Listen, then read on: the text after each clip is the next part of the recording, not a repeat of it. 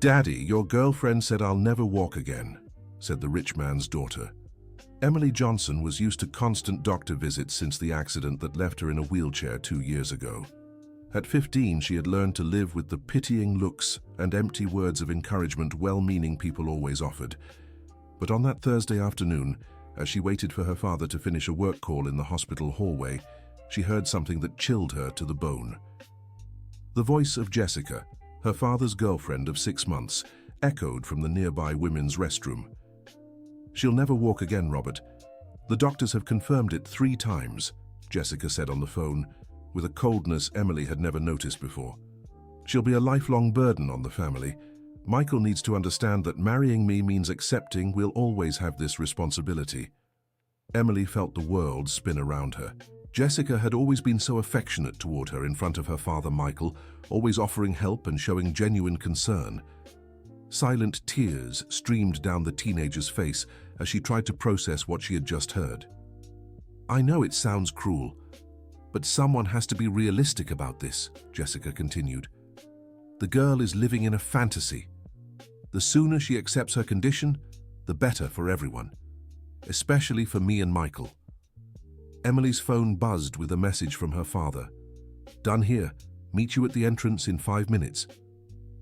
She quickly wiped her tears and tried to compose herself, but it felt like a knife had pierced her chest. Michael Johnson owned a successful construction company in New York. After losing his wife Catherine in the car accident that also left Emily with a spinal injury, he had devoted himself entirely to his daughter and his work. Meeting Jessica had brought back a spark in his eyes that Emily hadn't seen in years. Jessica Miller, 32, had a degree in business administration and worked as a corporate consultant. She had won Michael over with her intelligence, elegance, and, most of all, the seemingly affectionate way she treated Emily. Or so everyone thought. On the drive home, Emily stayed silent in the back seat while Jessica and her father talked about preparations for the family dinner they were hosting that weekend. Every kind word Jessica directed at her now sounded fake and calculated. "Emily, sweetheart, you're awfully quiet today," Jessica said, turning around with a smile that now felt more like a mask. "Did something happen at the appointment?" "I'm fine," Emily replied, forcing a smile. "Just tired." "The doctor said the exercises are really helping," Michael added, glancing in the rearview mirror. "He wants to increase physical therapy sessions." Jessica nodded with manufactured enthusiasm. "That's wonderful news. We'll do whatever it takes for your progress, right, Emily?" The teen murmured in agreement, but inside she burned with anger and sadness. How could someone be so fake? How could her father, a man so sharp in business, not see through the act? That night, Emily barely touched the dinner Jessica had prepared. Every bite felt impossible to swallow as she watched the woman play the role of the perfect future stepmother. Jessica told funny work stories, asked about Emily's school friends, and even offered to help with a science project. "Dad, can I talk to you?" Emily asked when Jessica went to the kitchen to get dessert. "Of course, sweetheart. What is it?" Emily took a deep breath. She knew she had to tell him what she'd heard, but she also feared his reaction. "It's about Jessica. I heard her talking on the phone today at the hospital and—" Emily began, but Michael interrupted with a weary sigh. "We've already talked about this. I know it's hard to accept someone new in our lives, but Jessica has been wonderful to us. But Dad, she said I'd never walk again and that I'd be a burden to you," Emily blurted out desperately. Michael closed his eyes for a moment. "Emily, sweetheart, sometimes our minds play tricks on us when we're feeling insecure. I'm sure you misunderstood what you heard." "I didn't misunderstand." Emily raised her voice, frustration rising. "She said word for word that I'm a lifelong burden and that you need to accept it if you want to marry her." At that moment, Jessica returned to the room carrying 3 bowls of pudding. Her eyes immediately caught the tension in the air. "Did something happen?" she asked with a look of concern that Emily now recognized as completely fake. "Emily thinks she heard you say some things at the hospital today," Michael explained, clearly uncomfortable. Jessica set the desserts on the table and approached Emily with teary eyes. "Oh, sweetheart, what things? I was only talking to my sister about how excited I am for our family dinner on Saturday." "That's not true," Emily shouted. "You said I'd never walk again and that I'm a burden to my dad." Jessica's tears began to fall and she knelt beside Emily's wheelchair. "Darling, I would never say something like that. You're an amazing girl and I care about you so much. Why would I say such horrible things?" Michael stepped closer and placed a hand on Jessica's shoulder. "Emily, look how you're hurting Jessica. She loves you like a daughter." "Dad, please, you have to believe me," Emily begged, but she could see from Michael's face that he had already made up his mind. "I think it's best if you go to your room and think about your behavior," Michael said firmly. "We'll talk when you've calmed down." Emily pushed her wheelchair away from the table, feeling utterly defeated. As she passed Jessica, she caught a triumphant glint in the woman's eyes just for a split second, before it melted back into theatrical sadness. In her room, Emily cried until she had no tears left. How could she prove something no one wanted to believe? How could her father, who had always trusted her, now doubt her word? Dear listener, if you're enjoying the story, don't forget to like and especially subscribe to the channel. It helps us so much as we're just starting out. Now continuing. The next morning, the tension in the house lingered. Michael had left early for work without saying goodbye to Emily, something that hadn't happened in years. Jessica, meanwhile, was being even more attentive than usual, as if trying to make up for the night before. "I made your favorite pancakes," Jessica said, approaching the table where Emily was having coffee. "With strawberry syrup, just how you like them." Emily stared at the plate without appetite. "Thanks." "Emily, I need you to know I don't hold any grudges about what happened yesterday," Jessica continued, sitting beside her. "I understand it must be hard for you to see your father with someone else." "It's not about that," Emily murmured. "I know your mother was a wonderful woman. I'd never try to replace her, but I hope we can build our own special relationship." Jessica gently touched Emily's hand. "Maybe we could do something together today. How about going to the mall? We could get you a new dress for Saturday's dinner." Emily pulled her hand away. "I'd rather stay home." "Whatever you want, sweetheart. But know I'm here if you need anything." Jessica stood and walked to the kitchen, but Emily noticed she had left her phone on the table. Her heart raced. Could this be her chance to find some evidence? Glancing around to make sure she was alone, Emily picked up the phone. Luckily, Jessica hadn't set a passcode. She quickly went to recent calls and found one lasting nearly 15 minutes during the time they were at the hospital. The number wasn't saved under a name, but Emily wrote it down on a piece of paper. Then she checked the messages. There were several conversations, but one in particular caught her eye. It was with someone named R, and the last messages were from 2 days ago. "R, how are things over there?" "Jessica, going as planned. The man is completely wrapped around my finger." R and the girl. "Jessica, still a problem, but I have a few ideas to handle it." R, be careful not to overdo it. Remember what happened in Chicago. "Jessica, this time will be different. I learned from my mistakes." Emily felt her blood run cold. What mistakes? What had happened in Chicago? She quickly took photos of the messages with her own phone, but just then she heard Jessica's footsteps returning from the kitchen. "Emily, what are you doing with my phone?" Jessica's voice had completely lost its fake sweetness. I was just..." Emily stammered, trying to put the phone back on the table. "You were going through my things," Jessica said, snatching the phone back. "How rude." "I'm sorry, I didn't mean to..." "Didn't mean to what?" "Didn't mean to invade my privacy." Jessica quickly checked the phone. "For heaven's sake, Emily, your father is right. You really need to learn to respect me." At that moment, Emily realized she'd made a mistake.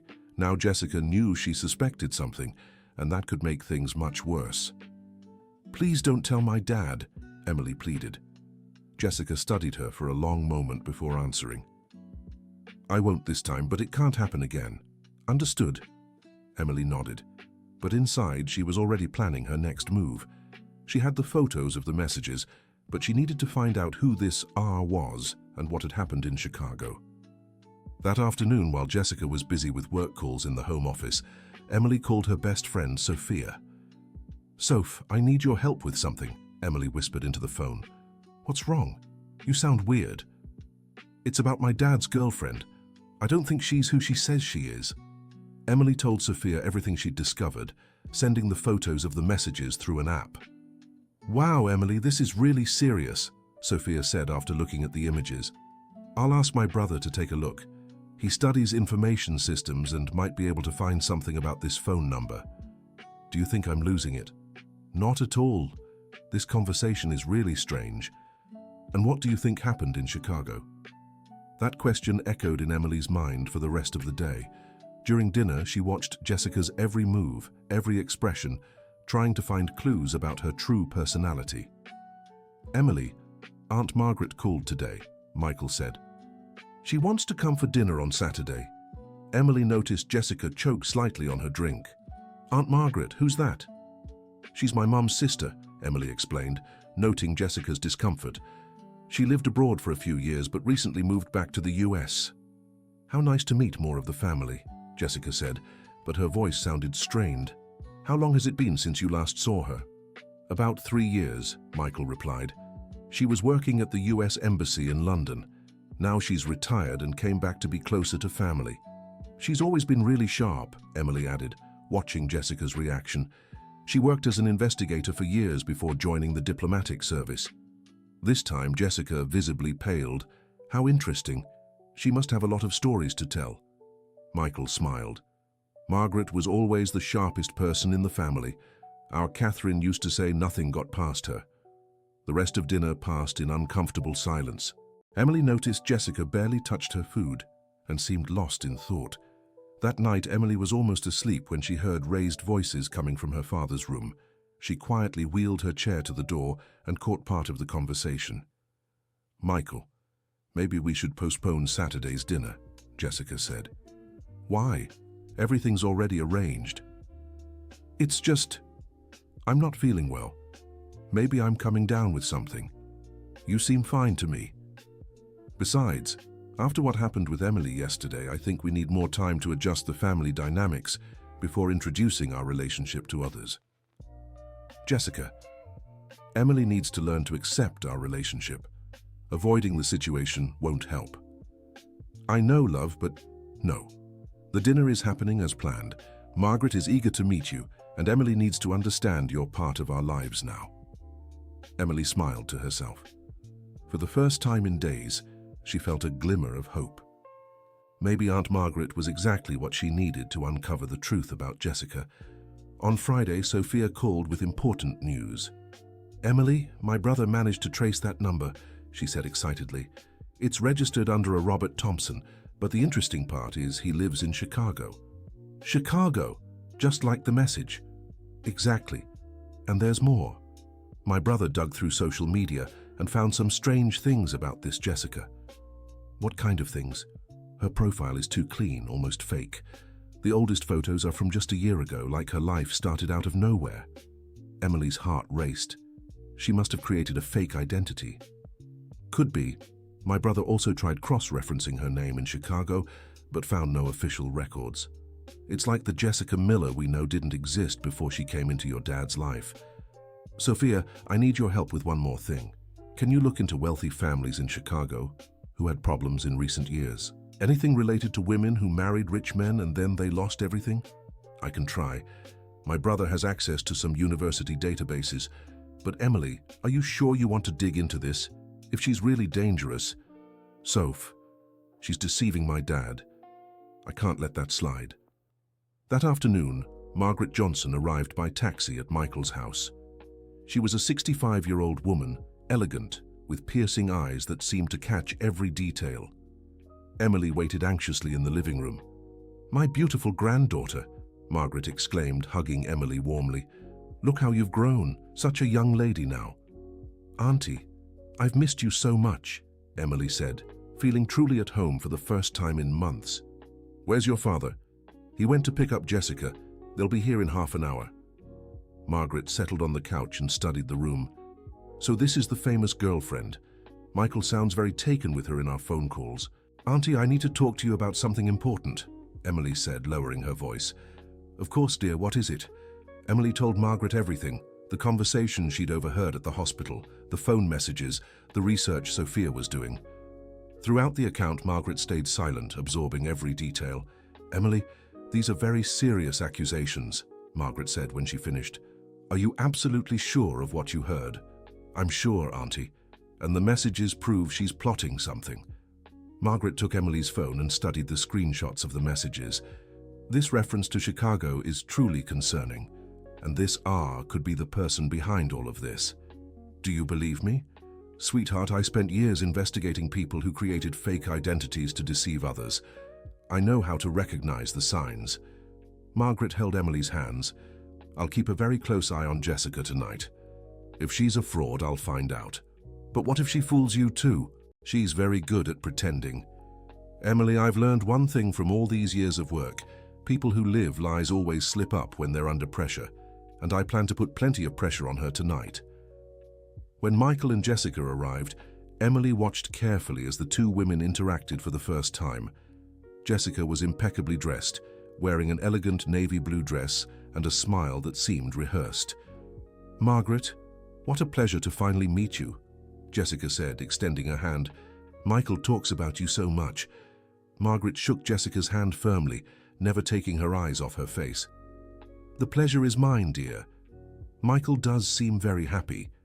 I hope we can become great friends," Jessica continued. "Family is everything, isn't it?" "Absolutely," Margaret agreed. "By the way, do you have family here in New York?" "Actually, no. I'm originally from Chicago, but I moved here a few years ago for work." "Chicago, what a coincidence. I spent a few years there when I worked at the embassy. Which part of the city did you live in?" Emily saw Jessica hesitate for a split second before answering. "Lincoln Park, near the university." "Oh, I know it well. I worked with many families from that area during my time in diplomacy." "What was your family's last name again?" "Miller," Jessica replied quickly. "Miller?" Margaret seemed to ponder. "I don't recall any prominent Miller families in Lincoln Park, but there must be many." During dinner, Margaret kept asking seemingly innocent questions about Jessica's past. Emily noticed how her father's girlfriend grew increasingly uncomfortable, changing the subject whenever she could. "Jessica, you mentioned you work in business consulting," Margaret commented as they ate dessert. "You must know many important companies in Chicago." "A few, yes," Jessica answered, nervously fiddling with her napkin. "Do you know the Thompson family? They own a major construction firm there." Emily nearly choked. That was the last name of the man who owned the phone from the messages. Jessica visibly paled. "Thompson? No, I don't remember any family by that name." "How strange," Margaret said casually. "They're quite well known. In fact, I heard the family had some financial trouble recently. Something about the eldest son marrying a woman who, well, let's just say, didn't have the best intentions." Jessica's fork clattered onto her plate. "Sorry, I'm feeling a bit tired. I think we should head home, Michael." "But it's still early," Michael protested. "Margaret just got here." "I completely understand," Margaret said with a smile that didn't reach her eyes. "It was a pleasure meeting you, Jessica. I'm sure we'll see each other again soon." After Michael and Jessica left, Margaret turned to Emily with a serious expression. "Emily, you were right about that woman. She's definitely hiding something. Did you notice how she reacted to the name Thompson?" "I did, and a few other things. She showed knowledge about places in Chicago that didn't match where she claimed to have lived. Plus, some of the stories she told about her work had inconsistencies." "What do we do now?" "I'll make a few calls to old colleagues in Chicago. If this Jessica has a past in that city, I'll find out." Dear listener, if you're enjoying the story, please take a moment to like and especially subscribe to the channel. It helps us a lot as we're just starting out. Now continuing, on Sunday morning, Emily went to her physical therapy session with Dr. Sarah Wilson, a dedicated professional who had been treating her since the accident. Dr. Sarah had always been very attentive to Emily's progress and her emotional state. "How are you feeling, Emily?"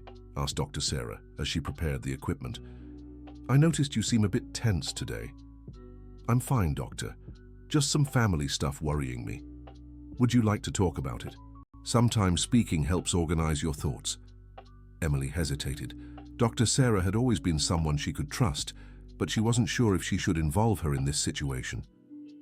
"It's about my dad's girlfriend," she finally said. "I don't think she's a very good person." "What makes you think that?" Emily gave a brief summary of recent events. Dr. Sarah listened carefully, asking occasional questions and observing her patient's reactions. "Emily, have you talked to your father about these concerns?" "I tried, but he doesn't believe me. He thinks I'm just jealous." "And are you sure that's not part of it? Sometimes when we're used to having someone all to ourselves, sharing can be hard." "I know it's not jealousy, doctor. It's more than that. She's fake, and I have proof." Dr. Sarah stopped what she was doing and sat beside Emily. "What kind of proof?" Emily showed her the photos of the messages on her phone. Dr. Sarah examined each image carefully. "This is really concerning," the physical therapist admitted, "especially this reference to learning from mistakes. Emily, you need to be very careful. If this woman truly has bad intentions, you could be in danger. My aunt is looking into her. I hope she finds something soon. Your aunt seems like a wise person. In the meantime, I want you to take some extra precautions. Don't be alone with this Jessica, and if possible, avoid eating or drinking anything she prepares." "Why? Do you think she might try to hurt me?" "Emily, I've seen cases where people use substances to interfere with a patient's recovery. If she really wants you to stay dependent, she might try to sabotage your treatment." This possibility terrified Emily. She had never imagined Jessica could go that far. "Doctor, there's one more thing. Over the past few weeks, I've been feeling more tired after meals. At first I thought it was normal, but now..." "What kind of tiredness?" "A heavy drowsiness, sometimes even trouble concentrating. It always happens after eating something she's made." Dr. Sarah looked visibly worried. "Emily, this could be very serious. I'll speak with your doctor about running some blood tests to check for foreign substances in your system." "Do you really think she's drugging me?" "I can't say for sure, but the symptoms you described match the effects of certain medications that can cause sedation. If someone were trying to keep you dependent and discouraged, this would be one way to do it." A chill ran down Emily's spine. The possibility that Jessica might literally be poisoning her was horrifying. "What do I do now?" "First, we'll schedule those tests for this week. Second, you need to tell your aunt about this possibility. And third, for heaven's sake, don't eat or drink anything that woman has prepared." That afternoon, Emily told Margaret everything over the phone. Her aunt was furious when she heard the suspicion that Emily might be drugged. "Emily, this changes everything. If she's using medication to interfere with your recovery, that's a crime. I'll speed up my investigations." "Did you find out anything about her?" "I haven't finished yet, but I already have some interesting information. I confirmed there's no Jessica Miller with the professional background she claims to have. The consulting firm where she says she works has never heard of her." "So she lied about everything?" "Apparently, yes. But, Emily, I need to warn you about something. If we find out she's really using a fake identity and harming your health, we'll have to involve the authorities. This could be very hard for your father." "I know, Aunt, but I can't let her keep deceiving him. What if she hurts him too?" "You're right. I'll keep investigating. In the meantime, be very careful." That night, when Michael and Jessica got home, Emily was in the living room watching TV. Her father looked worried. "Emily, we need to talk," he said, sitting beside her. "What is it, Dad?" "Jessica told me you've been acting strange around her, that yesterday during dinner you were staring at her aggressively." Emily looked at Jessica, who stood behind the couch with a theatrical look of sadness. "I wasn't being aggressive. I was just paying attention to the conversation." "Emily," Jessica interjected in a hurt voice, "I know it's hard for you to accept changes, but we need to find a way to live in harmony. Your father and I love each other, and that won't change." "I don't have a problem with you two loving each other," Emily said, trying to stay calm. "I just want to make sure you really love him." "How can you doubt that?" Michael asked, clearly annoyed. "Dad, there are things about her you don't know." "Emily, enough. Michael stood up abruptly.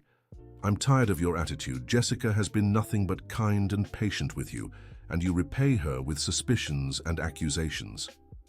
Michael, please don't be too hard on her, Jessica said. Emily is going through a tough time. It's normal for her to struggle. See, Michael said, even after all this, she still cares about you. Emily, I want you to apologize to Jessica. Now. Emily felt tears of frustration welling up in her eyes. I'm sorry, she murmured, more out of love for her father than any genuine feeling. It's okay, sweetheart, Jessica said, stepping forward to give a hug Emily couldn't avoid. We'll get through this together.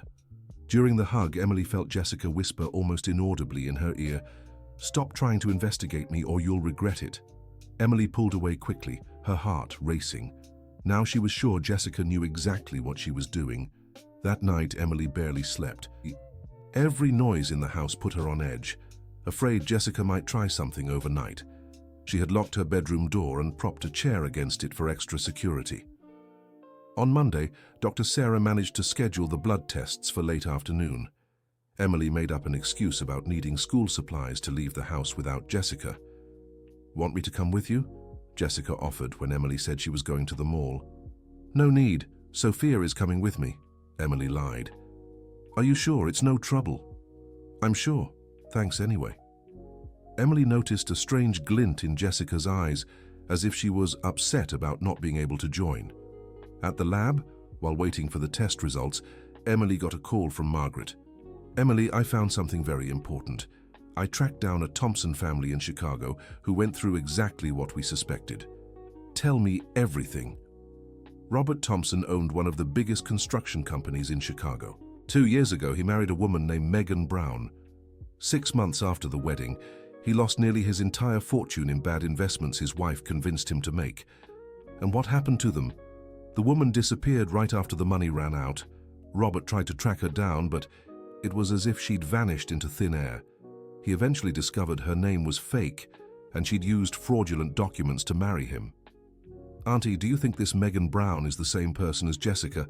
I'm almost certain. And there's more. Robert told me that before the wedding, she showed a lot of affection for his disabled daughter, but after they married, she started pushing to have her sent away to a distant institution. Emily felt her blood run cold, just like she's trying to do with me. Exactly. Emily, this woman is a professional con artist. She specializes in wealthy men who have children with special needs. She probably picks these targets because she knows they're emotionally more vulnerable. We need to tell my father right away. Emily, do you still have the photos of the messages? I do. Good. I'm coming over now. Robert agreed to come to New York to identify this woman. If she's really the same person, we'll have all the proof we need. When Emily got home, she found Jessica in the kitchen preparing dinner. The woman smiled when she saw her walk in. How was your afternoon, sweetheart? It was fine, Emily replied, avoiding direct eye contact. I made your favorite for dinner, spaghetti carbonara. Emily's stomach churned. After her conversation with Dr. Sarah, the thought of eating anything Jessica had prepared terrified her. Thank you, but I'm not very hungry. But you need to eat, Emily. Your recovery depends on proper nutrition. I'd rather eat later. Jessica stepped closer with a look of feigned concern. Emily, I've noticed you've been eating very little lately. Your father's worried. I've been eating normally. No, you haven't. And this habit of avoiding family meals isn't healthy. Jessica knelt beside Emily's chair. I know things have been tense between us, but you can't let that affect your health. Emily studied Jessica's face, searching for any hint of her true intentions. For a moment, she almost believed the woman's sincerity. Almost. All right, I'll eat a little later. How about now? I can warm up the pasta for you. Jessica, I said I'm not hungry. Emily raised her voice slightly. Why are you being so difficult? For the first time, Emily heard real irritation in Jessica's voice. I'm trying to take care of you, and you keep pushing me away. Just then, Michael walked into the kitchen. What's going on here? Nothing serious, Jessica said quickly, her tone sweet again. I was just trying to convince Emily to have dinner with us. Emily, why don't you want to eat? It's not that I don't want to, Dad. I'm just not hungry right now. You've been eating so little lately, I'm worried. Emily realized she was in a tricky spot. If she kept refusing the food, it would raise suspicions, but eating something Jessica had prepared could be dangerous. "Fine, I'll have a little..." Emily gave in, though she was already planning how to get rid of the food without actually eating it.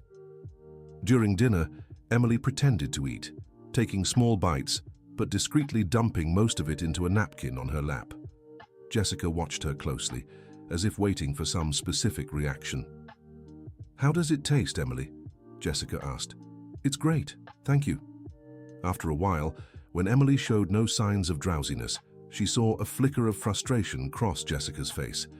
Later, as they went to bed, Emily overheard Michael and Jessica talking in the next room. She caught only part of the conversation. "Michael, I'm worried about Emily," Jessica said. "Why?" "She's been acting very strange. She's not eating properly, keeps looking at me suspiciously, and today she completely refused the dinner I made. Maybe she's just going through a tough phase. Or maybe it's something more serious. Michael, have you ever considered getting her psychological help? Maybe even a temporary hospitalization so she can stabilize?" Emily felt panic. It was exactly what her aunt had said about the case in Chicago. "Jessica, I don't think anything that drastic is necessary. Honey, sometimes the people we love need professional help. It's not abandonment, it's care. There are excellent clinics where she could get proper treatment." "I don't even want to hear about it. Emily stays here with me." "All right, love, but promise you'll think about it. We only want what's best for her." Emily spent the rest of the night awake, terrified at the possibility of being hospitalized against her will. Now she fully understood Jessica's plan to make her seem mentally unstable so Michael would agree to commit her, clearing the way to swindle him. The next morning, Emily woke up to a call from Margaret. "Emily, I have good news. Robert arrived in New York last night. He's eager to meet this Jessica and confirm if it's the same person. How are we going to do that?" "I'll make up an excuse to drop by this afternoon and bring him with me. If it's really her, he'll recognize her immediately." "What if she runs when she sees him? Then we'll have our confirmation, won't we?" That afternoon, Emily was in the living room when she heard the doorbell. Jessica went to answer, and Emily heard unfamiliar voices at the door. "Good afternoon, I'm Margaret Johnson. I came to pick up Emily for an outing, and I brought a friend who was curious to meet Michael's family." Emily wheeled her chair to the entrance and saw a man around 50 standing next to Margaret. The moment Jessica saw him, all color drained from her face. "Megan," the man said, disbelief in his voice. "Megan Brown." Jessica froze for a few seconds before trying to shut the door, but Margaret stopped her. "Margaret, what's going on?" Emily asked, pretending not to understand. "Emily, dear, it seems we've uncovered something very interesting about your father's girlfriend." At that moment, Michael appeared behind Jessica. "Margaret, what a surprise. Who's your friend?" "Michael, this is Robert Thompson from Chicago. He came to New York on business and wanted to meet the family." Margaret paused dramatically. "Apparently he already knows your girlfriend." "What?" Michael looked confused between Robert and Jessica. "Michael," Robert said gravely, "this woman isn't Jessica Miller. Her real name is Megan Brown, and she's a con artist. She married me 2 years ago using fake documents and stole everything I had." "This is ridiculous," Michael exclaimed. "Jessica, say something." But Jessica was slowly backing away, her eyes searching for an escape. Her expression had completely changed. There was no trace left of the sweet, caring persona she had been playing. "She convinced you to make risky investments, didn't she?" Robert continued. "Probably said she knew people who could triple your money fast." Michael paled. "How do you know that?" "Because that's exactly what she did to me. And I bet she also suggested putting your daughter in some special clinic, right?" "Jessica," Michael said, his voice trembling, "explain this right now." Jessica finally spoke, but her voice was entirely different, colder, calculated. "Robert, darling, what a coincidence running into you here." "So you admit you know him?" Margaret asked. "Of course I know him. Robert was my husband for a few months, but that was in the past." "Your husband?" Michael shouted. "You told me you were never married." "Oh, Michael, don't be dramatic. It was just a marriage of convenience. Robert knew exactly what our relationship was. That's a lie, Robert protested. You made me believe you loved me, convinced me to invest all my savings in fraudulent businesses. Jessica shrugged indifferently. You invested because you wanted to. I just gave a few suggestions. Emily was watching the whole scene with a mix of shock and relief. Finally, Jessica's mask had completely fallen. And Emily? Margaret asked. What was your plan for her? For the first time, Jessica looked directly at Emily with contempt. The girl was always a problem, too clever for her own good. You were drugging me, weren't you? Emily asked. Jessica smiled coldly. Just some medication to help you rest better. Disabled people need a lot of rest. My God, Michael murmured. Emily was right all along. Of course she was, Jessica said. She managed to mess up my plans, but not completely. Michael, darling, you already signed the investment papers we discussed. Even if you break up with me now, that money is already where it needs to be. Michael's face twisted in pain and anger. How much? Oh, a considerable amount. But don't worry, it wasn't everything. I left enough for you to live comfortably. I'm not a total monster. You destroyed our family, Michael shouted. Actually, I revealed the problems that were already in your family. A daughter who refuses to adapt. A father who doesn't listen. I just sped up the inevitable. Margaret stepped closer to Jessica. What you did with Robert's money was a crime, and what you tried to do here is also a crime. You'll have to answer for it. Prove it, Jessica challenged. Michael made the investments willingly. I have all the documents signed by him. What about the medication you gave Emily? Prove I gave her anything. It's just the suspicions of a resentful teenager. At that moment, Emily remembered something. Aunt Margaret, I had blood tests done yesterday. The results should be ready today. What tests? Jessica asked, showing nervousness for the first time. Tests to detect medication that shouldn't be in my system.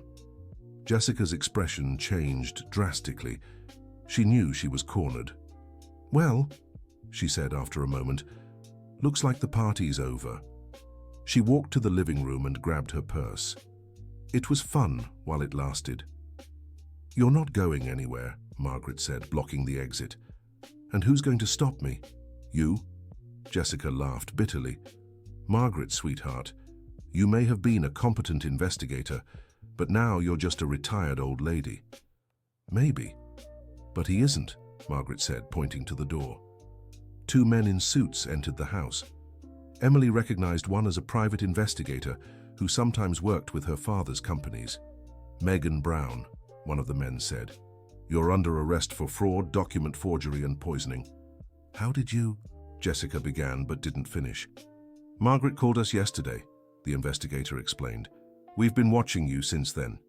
We even recorded your confession just now. One of the men showed a small recorder hidden in Margaret's jacket. Jessica looked around, searching for an exit, but she was completely surrounded. Her arrogance finally gave way to despair. Michael, she said, her voice breaking. You have to understand. I really fell in love with you. It wasn't just about the money. I don't believe a single word that comes out of your mouth anymore, Michael replied coldly. Emily, Jessica turned to the teenager. You need to know I never really wanted to hurt you. I just wanted you to stop interfering with our relationship. You tried to drug me to make me seem mentally unstable, Emily said firmly. Isn't that wanting to hurt me? Jessica had no answer. The investigators led her away, and finally the house fell silent. Michael approached Emily and knelt beside her chair. Emily, forgive me. I should have believed you from the start. It's okay, Dad. She was very convincing. It's not okay. My daughter tried to warn me about a dangerous person, and I didn't listen. Worse, I let her harm you. Emily saw tears in her father's eyes. Dad, what matters is we found out the truth, and now we know we can trust each other. Margaret walked over to them. Michael, about the money she made you invest. It's gone, Michael sighed. I lost almost half our savings, but I still have the company, and that's what matters. Emily and I will be fine. Actually, Robert, who had stayed silent during Jessica's arrest, spoke up. Maybe I can help with that. How? I managed to trace some of the money she stole from me. With her arrest, there's a chance we can recover at least part of the losses. Even if we don't get anything back, Emily said, we'll be okay. We have each other, and that's more important than any money. Michael kissed his daughter's forehead. How did you get so wise? I guess I learned that real family is the one who stands by you in hard times. Margaret smiled. Speaking of which, I hope you'll let me be closer to you both from now on. I've missed you so much. Of course, Aunt Margaret, Emily exclaimed. I want you to teach me more about investigations. I think I have a knack for it. You do, Margaret agreed. If you hadn't noticed the inconsistencies in her behavior and had the courage to tell me, she might have succeeded.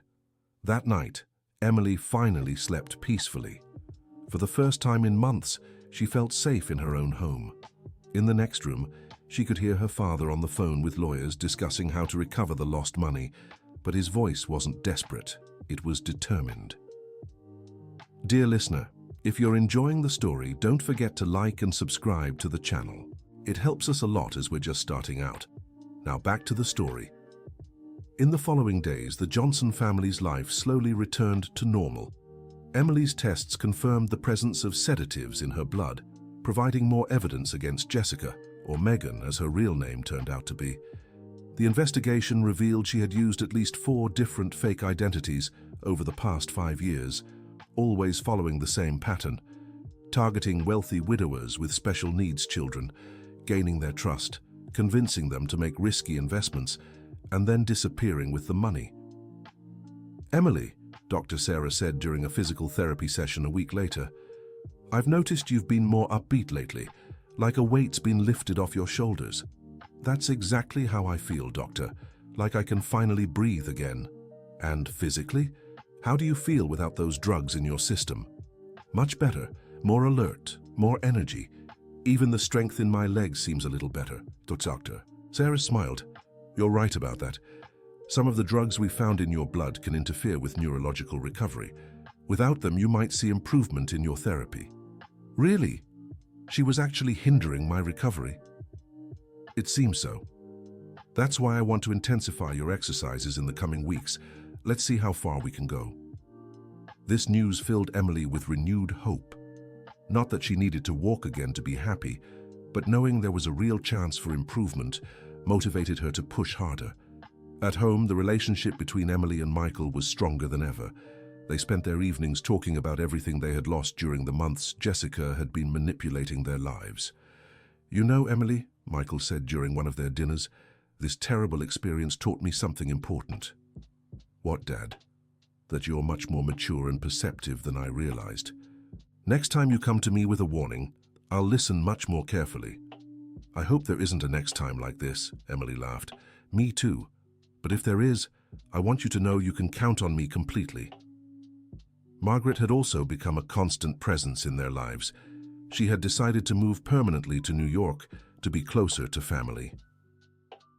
Margaret, Michael said one day, I'll never be able to thank you enough for believing in Emily and investigating Jessica. Michael, that's what family is for. Besides, I really enjoy a good investigation. It made me feel useful again. Speaking of which, Emily said, what's going to happen to her? To Jessica, I mean. Well, the evidence is very strong, Margaret explained. Robert and at least 2 other men have already come forward as her victims. With the fake documents, the recordings we obtained, and the tests proving she drugged you, she'll likely spend several years in prison. Part of me feels sorry for her, Emily admitted. Why? Michael asked, surprised. Because it must be a very empty life, always lying and hurting others. Imagine how she must feel inside. Margaret smiled. Emily, that ability to feel compassion even for someone who hurt you is something very special. Your mother would be proud. 2 weeks later, Emily received an unexpected call from Sophia. Emily, you won't believe what happened. What? You sound thrilled.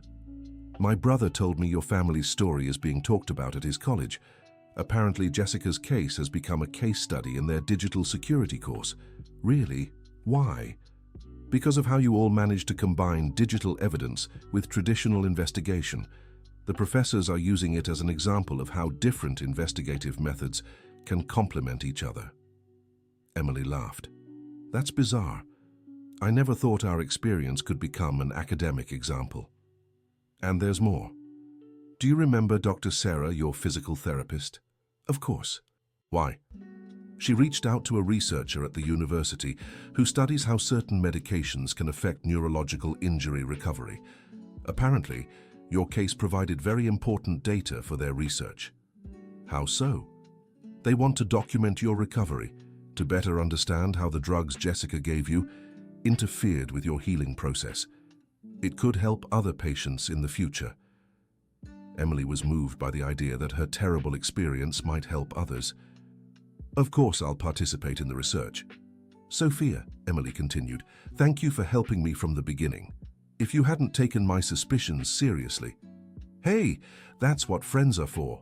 Besides, it was super exciting to be part of a real investigation. That night at dinner, Emily told Michael and Margaret about Sophia's call. It's amazing how such a negative experience can lead to so many positive things, Michael remarked. It's like Aunt Margaret always says, Emily replied. Adversity teaches us about our own strength. Exactly, Margaret agreed, and you two discovered you're much stronger than you imagined. A month after the incident with Jessica, Emily was at her physical therapy session when she felt something unprecedented, a different tingling in her legs, accompanied by a slight muscle contraction. Dr. Sarah, Emily called out excitedly. I felt something different just now.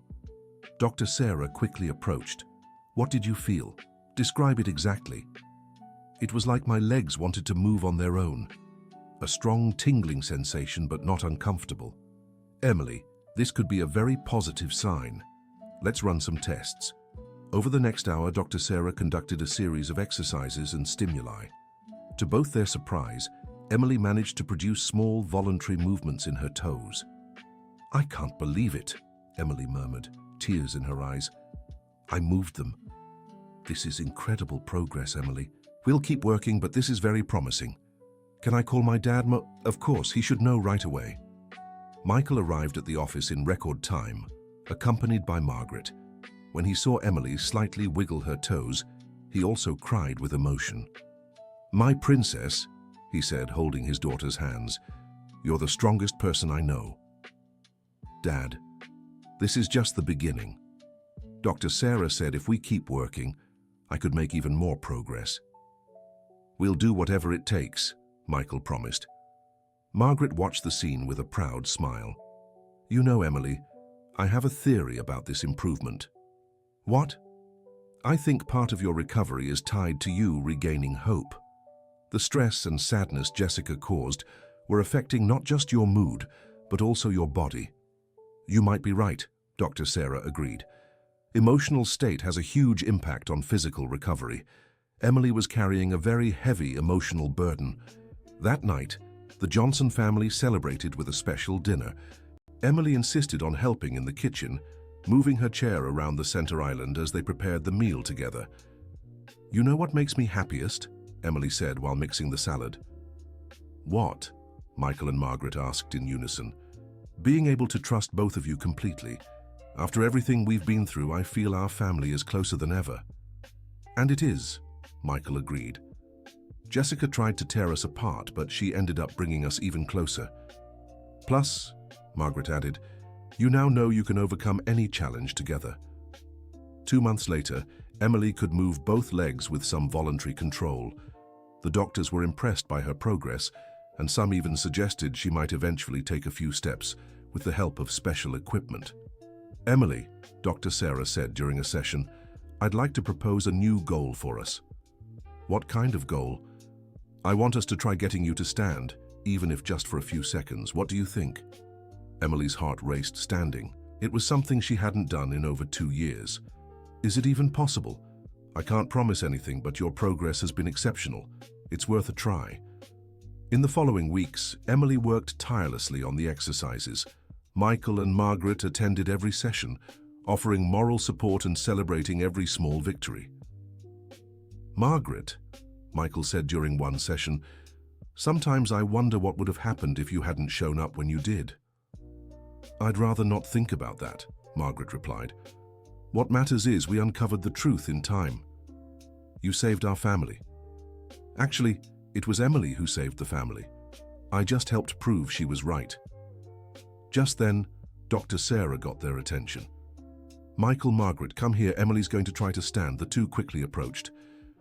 Emily was positioned between two parallel bars, with Dr. Sarah by her side for support. Ready, Emily? Emily took a deep breath. Ready. Slowly, using the strength of her arms and the little strength she had regained in her legs, Emily began to rise. They were the longest seconds of her life, but when she was finally fully upright, supporting her own weight, she felt a wave of triumph she had never experienced before. I did it, she shouted, tears of joy streaming down her face. Michael and Margaret also cried, embracing each other as they watched Emily standing. Sweetheart, you're a miracle, Michael said, his voice choked with emotion. Emily managed to stay on her feet for almost a minute before needing to sit down again, but that minute represented far more than a physical achievement. It represented overcoming, determination, and the victory of family love over manipulation and lies. That evening, they invited Sophia and her family over for a celebratory dinner. The house was filled with laughter and lively conversation. Emily, Sophia said, you need to share your story with others. It's so inspiring. What kind of people? I don't know, maybe other young people going through similar struggles, or families who need to learn to trust each other. Margaret brightened at the idea. Emily, Sophia is right. Your experience could help so many. How would I do that? We could start with talks at hospitals and rehab centers, Michael suggested. Then, who knows, something bigger. Emily reflected on the proposal. The idea of turning her painful experience into something that could help others made her feel like all the suffering had been worth it. Okay, she finally said. Let's try. 6 months later, Emily was already giving regular talks in New York and nearby cities. Her story of overcoming adversity and the importance of family communication resonated with audiences of all ages. During one of her talks, a woman in the audience raised her hand. Emily, how did you keep hope alive when no one believed you? Emily thought carefully before answering. I think hope comes from knowing you're fighting for the truth. Even when everything seems lost, if you know you're right, it gives you the strength to keep going. What if you doubted your own perceptions? I did doubt. I often wondered if I was just being paranoid or jealous, but then I remembered what I felt when I overheard that conversation at the hospital. I knew I hadn't made it up. After the talk, several people came up to speak with Emily personally. One was a teenager about 17, accompanied by her mother. Emily, the girl said, your story helped me so much. I'm going through something similar at home, and I was starting to think I was going crazy. What's happening? The young woman told her about a stepfather who exhibited suspicious behavior and how no one in the family believed her concerns. What do you advise me to do? First, trust your instincts. If something feels wrong, it probably is. Second, find someone you trust outside the situation, like I did with my aunt. And third, be patient. The truth always comes out in the end. Emily gave the girl her card and asked her to stay in touch. Cases like this reminded her of the importance of the work she was doing. 1 year after the incident with Jessica, Emily took her first independent steps. They were just 3 steps, but they represented a monumental victory. Dad, she said, after walking for the first time, I want to thank you for something. What, sweetheart? For never giving up on me, even when you thought I was being unfair to Jessica. Emily, I would never give up on you. Even when I didn't agree with your concerns, I knew you were a good person with good intentions. That gave me the strength to keep fighting for the truth. Margaret, who'd been watching the conversation, smiled. You both learned something very important. You learned that it's possible to disagree and still love and support each other. At that moment, Emily realized her experience had been about much more than exposing a fraud. It had been about learning to trust herself, about the importance of honest communication in the family, and about how true love can overcome any obstacle. Aunt Margaret, Emily said, you were right from the beginning. About what? About adversity, teaching us our own strength. I never imagined I was capable of everything I managed to do this past year. "And I never imagined I'd have such a brave and determined niece," Margaret replied, hugging Emily warmly. That evening, as the family sat together for dinner, Emily looked around the table and felt deep gratitude. Yes, they had been through terrible times. Yes, Jessica had caused so much pain and harm. But in the end, they had emerged stronger, more united, and more aware of the value of mutual trust. "You know what makes me happiest about all of this?" Emily said. "What?" Michael and Margaret asked.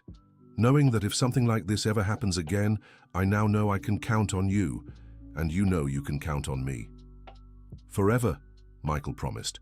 "Forever," Margaret agreed. 2 years later, Emily was walking freely with the help of crutches. She had become a nationally recognized speaker, written a book about her experience, and founded an organization to help families dealing with emotional manipulation. Michael had recovered financially and even expanded his business. He sometimes joked that the experience with Jessica had taught him to be more careful with investments, which ironically made him an even better businessman. Margaret had become an informal consultant for family investigations, using her experience to help other families in similar situations. "Emily," Michael said during a family dinner, "sometimes I wonder what our lives would be like if none of this had happened." "How so?" "If Jessica had never shown up, if you'd never uncovered her scheme, would we be as close as we are today?" Emily thought about the question. "You know, Dad, I don't think so. I think we needed to go through that trial to learn to trust each other completely." "You're right," Margaret agreed. "Sometimes life's greatest difficulties lead to our greatest growth." "Besides," Emily added, "if none of this had happened, I might never have discovered my own strength. I might never have walked again, never found my purpose in helping others." "That's true," Michael said. "You turned something terrible into something beautiful." That night, Emily walked to her room on her own. It was a feeling she never tired of experiencing. As she lay down, she thought about everything that had happened since that fateful afternoon in the hospital when she overheard Jessica on the phone. The journey had been long and hard. There were moments when she thought she'd never prove the truth, moments when she doubted herself, moments when she feared the future. But it had also been a journey of discovery, discovering her own courage, discovering the strength of family love, discovering that the truth always prevails when you have enough determination to fight for it. Emily smiled as she remembered her mother's words, which Margaret often repeated. "Adversity doesn't build character, it reveals it." Her experience with Jessica had revealed not only her own strength but also the unconditional love of her family. As she drifted off to sleep, Emily felt grateful. Grateful for having the courage to trust her instincts. Grateful for having a family that supported her, even when they doubted her. Grateful for regaining not just the ability to walk, but also the ability to fully trust the people she loved. And most of all, grateful for discovering that sometimes life's greatest victories come after its toughest trials. End of story. Now tell us what you thought of this story. Do you believe Emily made the right choice by investigating Jessica? Have you ever been in a situation where your instincts warned you about something others couldn't see? Share your thoughts in the comments, and don't forget to leave a like if the story moved you. Subscribe to the channel for more inspiring stories of overcoming challenges and family unity.